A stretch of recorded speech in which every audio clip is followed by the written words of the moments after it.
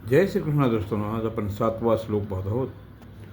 जितात्मना प्रशांतस्य परमात्मा समाहितः शीतोष्णसुखदुःखेषु तथा मानापमानयोः.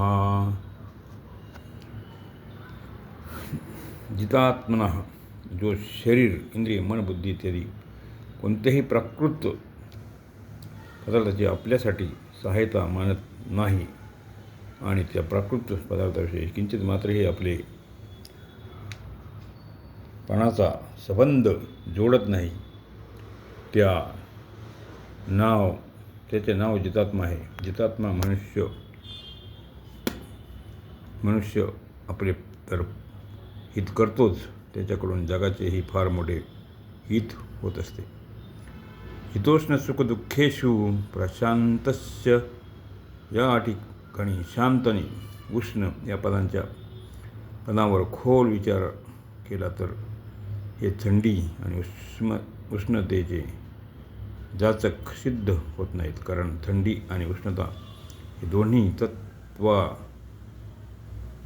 त्वचा या इंद्रियांचे विषय आहेत. जर जितात्मा पुरुष केवळ एक त्वचेच्या विषयातच शांत राहील तर श्रवण, नेत्र, रसना आणि घ्राण या इंद्रियांचे विषय शिल्लक राहतील, अर्थात त्यामध्ये यांचे प्रशांत राहणे शिल्लक राहील. त्यामुळे यात पूर्णता येणार नाही. म्हणून येथे शीत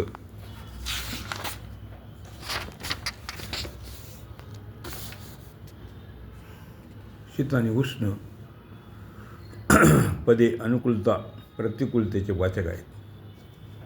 शीत अर्थात अनुकूलतेची प्राप्ती झाल्यावर अंतःकरणात एक प्रकारची शीतलता वाढते आणि उष्ण अर्थात प्रतिकूलता प्राप्त झाल्यानंतर अंतःकरणात एक प्रकारचा संताप निर्माण होतो. आणि तात्पर्य, अंतःकरणात शीतलताही असू नये आणि संतापही असू नये, एकसारखी शांती कायम राहावी. अर्थात इंद्रियांचे अनुकूल प्रतिकूल विषय, वस्तू, घटना, व्यक्ती इत्यादीची प्राप्ती झाल्यावर अंतःकरणातील शांती भंग होऊ नये, कारण अंतःकरणात जी स्वतःशीच शांती असते ती अनुकूलतेत खूप खुश होण्याने आणि प्रतिकूलतेत नाराज होण्याने भंग होत असते. म्हणून शीत उष्ण या प्रशांत राहण्याचा अर्थ बाहेरून होणाऱ्या संयोग वियोगाचा अंतःकरणावर परिणाम होऊ नये असा आहे. आता हा विचार करावयास हवा की सुख आणि दुःख या पदांचा कोणता अर्थ घ्यावा. सुख आणि दुःख दोन प्रकारचे होत आहेत. एक साधारण लौकिक दृष्टीने ज्याच्याजवळ धन, वैभव, संपत्ती, स्त्रीपुत्र इत्यादी अनुकूल सामग्रीचे बाहुल्य आहे त्याला लोक सुखी म्हणतात. ज्याच्याजवळ धन, वैभव, संपत्ती, स्त्रीपुत्र इत्यादी अनुकूल सामग्रीचा अभाव आहे त्याला लोक दुःखी म्हणतात. ज्याच्याजवळ बाहेरची सुखदायक सामग्री नसते तो भोजन कुठे कसे करतो याचा पत्ता लागत नाही. जवळ वापरण्यासाठी पूर्ण कपडेही नसतात, राहण्यासाठी स्थान नसते, बरोबर कोणी सेवा करतो नसतो, अशी अवस्था असतानाही ज्याच्या मनात दुःख संताप होत नाही आणि तो कोणत्या वस्तू, व्यक्ती इत्यादीचे परिस्थिती इत्यादीच्या आवश्यकतेचेही अनुभव करीत नाही तर तो प्रत्येक स्थितीत खूपच प्रसन्न राहत असतो, तो सुखी म्हणवला जातो. परंतु ज्याच्याजवळ बाहेरची सुखदायक सामग्री, पूर्ण भोजनासाठी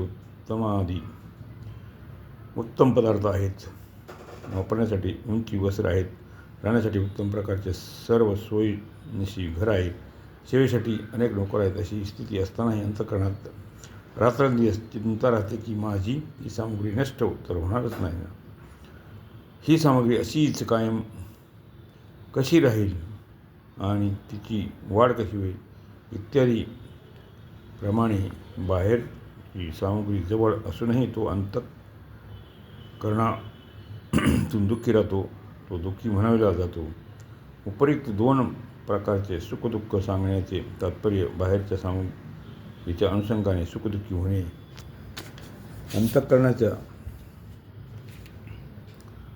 अंतःकरणाच्या प्रसन्नतेच्या खिन्नतेच्या अनुषंगाने सुखदुःखी होणे हे गीतेत ज्या ठिकाणी सुखदुःखाचा सम होण्याचा विषय आला आहे त्या ठिकाणी बाहेरच्या सामग्रीत सम राहण्यासाठी म्हटले गेले आहेत. जसे समदुःख सुखास शीतोष्ण सुखदुःखेषु समः. ज्या ठिकाणी सुखदुःखरहित होण्याविषयी गोष्ट आली आहे त्या ठिकाणी अंतःकरणाची प्रसन्नता आणि खिन्नता रहित होण्यासाठी म्हटले गेले आहे. असे द्वन्द्वविमुक्तः सुखदुःखसंज्ञेः इत्यादी ज्या ठिकाणी सुखदुःख सम होण्याची गोष्ट आहे त्या ठिकाणी सुख दुःखाची सत्ता तर ते आहे तर परंतु परिणाम होत नाही, आणि जेथे सुख दुःखरहित होण्याच्या गोष्टी आहेत तेथे सुखदुःखाची सत्ताच नाही. याप्रमाणे मग बाहेरची सुखदायक सामग्री प्राप्त झाल्यावर अंतःकरणात सम होणे म्हणा अथवा अंतःकरणातून दुःखरहित होणे म्हणा, दोन्हीही तात्पर्य एकच आहेत. कारण समही अंतःकरणातूनच आहे आणि रहित होणेही अंतःकरणातून आहे. अशा प्रकारे 7व्या श्लोकाचा अर्थ संपत आहे. जय श्रीकृष्ण.